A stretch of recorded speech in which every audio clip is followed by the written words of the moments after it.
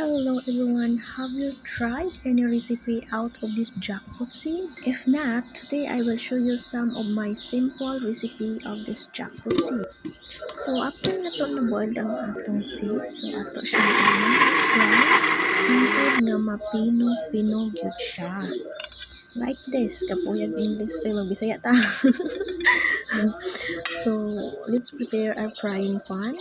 Dayon diring napita as you see tunaw tas ato ang unsalted butter hantod nga mo brown siya. Then after that, ato siyang kabugnawon sa atong i-prepare nga plate. Ug karon ato nang ibutang ug i-mix ang ato ang 2 large egg yolk with 1 teaspoon vanilla extract and brown sugar. Then, ato nang i-combine na i-mix ang atong mga ingredients hantod nga well-combine sila tanan. And then, diri na po sa ato ang ginalinaliso o giblend-naliso. Atong i-mix ang ato ang all-purpose flour with baking powder and baking soda with 1 teaspoon salt.